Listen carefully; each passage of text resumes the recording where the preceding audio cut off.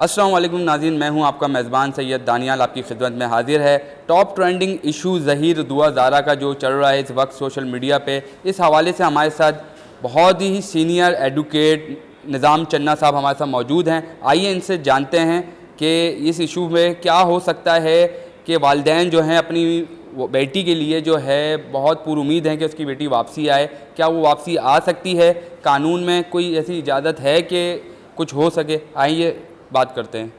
جی چنا صاحب، دیکھیں، دعا زارا کے متعلق جو میرے پاس انفارمیشن ہے اور جو ان لوگوں نے کانسٹیٹیوشنل پٹیشن ہائی کورٹ میں فائل کی ہے اور جو دعا زارا کے فادر نے 364A کی ایک FIR لاج کی ہے اگینسٹ دعا زارا کے شوہر۔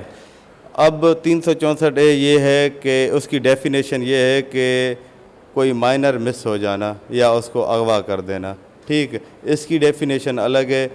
اور جو ان لوگوں نے ہائی کورٹ آف سندھ میں ان لوگوں نے جو کانسٹیٹیوشنل پٹیشن فائل کی ہے مسنگ پرسن کی، اس کے اوپر ایک آنریبل ہائی کورٹ نے ایک ججمنٹ پاس کی ہے، وہ ویلڈ ججمنٹ ہے according to constitutional petition and its prayer.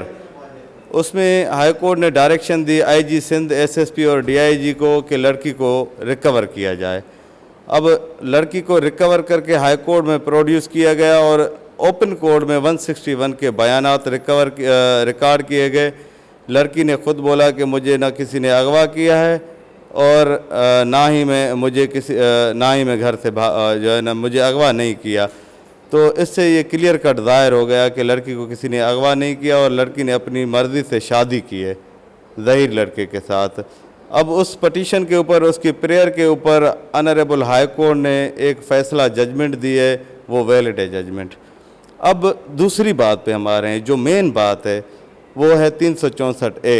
اب 364A میں جو اس کا کنسرن میجسٹریٹ ہے اس نے میڈیکل بورڈ ایک کمیشن بٹھائی۔ میڈیکل بورڈ نے جو ہے نا دعا زارا کا ایک میڈیکل بورڈ بیٹھا، اس میں میڈیکل بورڈ نے ایک اس کی ایج ڈٹرمائن کی کہ لڑکی 15 سے 17 سال میں فال کر رہی ہے۔ 15 سے 17 سال میں فال کر رہی ہے، it means she is a minor according to law. وہ کیسے؟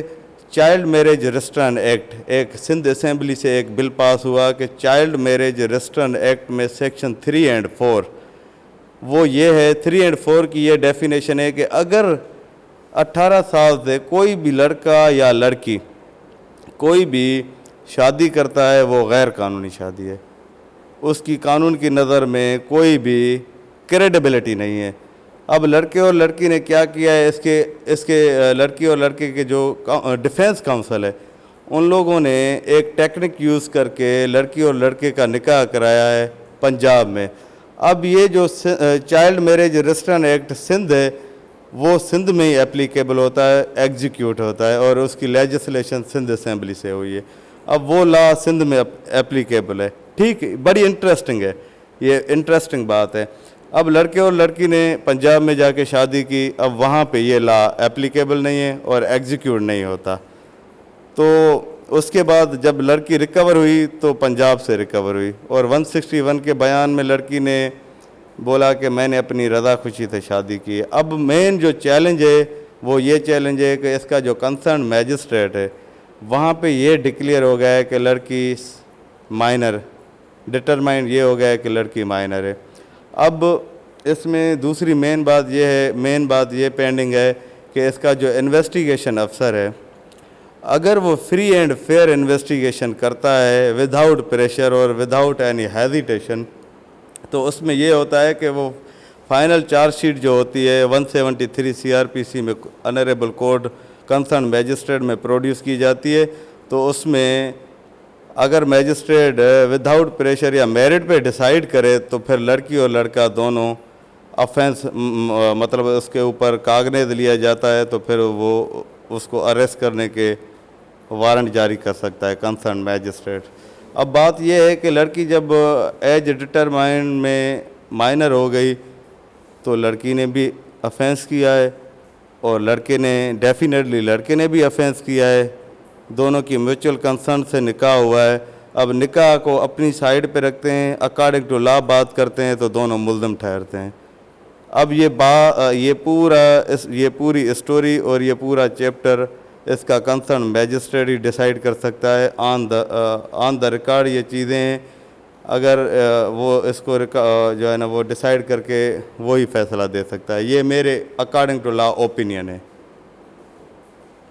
اچھا تو آپ یہ بتائیں کہ قانون میں کوئی ہے گنجائش اگر اس کے والدین چاہتے ہیں کہ اپنی بچی کو کس طریقے سے جو ہے بازیاب کرایا جائے, اگر قانون میں کوئی گنجائش ہے اگر والدین چاہیں اپنی بچی کو واپسی لانا؟ دیکھیں اب بات یہ ہے کہ اکارڈنگ ٹو لا ہم اگر اس کو ٹریٹ کرتے ہیں تو لڑکی اپنے 164 کے اسٹیٹمنٹ میں اگر یا میجسٹریٹ کے سامنے یہ اگر اسٹیٹمنٹ ریکارڈ کراتی ہے کہ میں اپنے والدین کے پاس نہیں جا رہی, ریزن یہ ہے کہ مجھے تھریٹ ہے. اب ایک لڑکی اپنے پیرنٹس کے لیے یہ بول دے کہ مجھے اپنے پیرنٹس سے تھریٹ ہے, یہ نیچر بھی نہیں بولتی اور اس کی نیچر بھی پرمیشن نہیں دیتی. یہ نیچرل لا ہے. اپنی اولاد کو پیرنٹس سے کبھی بھی ڈر نہیں ہونا چاہیے.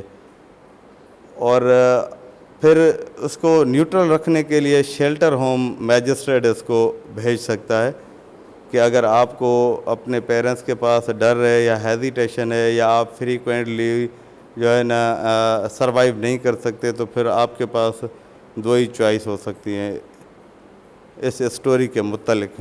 وہ یہ ہے کہ لڑکی ایک تو شیلٹر ہوم میں بھیجی جا سکتی ہے, دوسرا ڈیمانڈ کرے گی لڑکی کہ مجھے اپنے شوہر کے پاس جانا ہے. اب اس کنڈیشن میں شوہر کے پاس نہیں جا سکتی جب سے وہ بات ایسے کہ دونوں نے افینس کیا ہے, کمیٹیڈ افینس, اور چائلڈ میریج ریسٹرینٹ ایکٹ میں سیکشن 3 اور 4 کی وائلیشن کی ہے. دونوں نے وائلیشن کی ہے تو دونوں ملزم ٹھہرتے ہیں. تو لڑکی کی کسٹڈی اس کے ہسبینڈ کو نہیں دی جا سکتی اکارڈنگ ٹو لا. اس کو نیوٹرل رکھنے کے لیے یا تو اس کو جیل بھیجا جا سکتا ہے یا تو پھر شیلٹر ہوم اس کو جو ہے نا ایک اس کے پاس ریمیڈی ہے. باقی لڑکے کے لیے یہ ہے کہ اس نے بھی افینس کمیٹیڈ کیا ہے, وہ جیل جا سکتا ہے اور اس کو جانا بھی جیل ہی چاہیے کیونکہ اگینسٹ دا لا ان لوگوں نے کام کیا ہے اور چائلڈ میریج ریسٹرینٹ ایکٹ کے سیکشن 3 اور 4 کی وائلیشن کی ہے. یہ قانون کی نظر میں یہ باتیں ہیں ساری. جی بہت شکریہ. باقی قانونی طور پہ جو ہماری بات ہوئی ہے تو قانونی طور پہ دعا زہرا اور ظہیر نے جو ہے وہ ایک جرم کیا ہے. تو میں دعا زہرا سے صرف اتنا, میری آواز اگر اس تک جائے گی تو میں صرف اتنا پوچھنا چاہوں گا کہ بیٹا جو ماں باپ آپ کو ایک چھوٹی سی عمر سے چچڑا ہی کہیں گے میری نظر میں کہ آپ کو اتنے سے اتنا بڑا کرتے ہیں تو آپ میں تھوڑی سی سمجھ آ جاتی ہے تو ماں باپ کے ساتھ اس طریقے کا نہ کیا جائے. ماں باپ پہ کیا گزرتی ہے, آپ بیٹی ہیں ان کی, تو تھوڑا ماں باپ کا بھی سوچیں کہ اس ماں باپ پہ کیا گزر رہی ہوگی. بس میں اتنا ہی کہنا چاہوں گا اگر میری آواز ظہیر اور دعا زہرا تک جا رہی ہے. بہت شکریہ.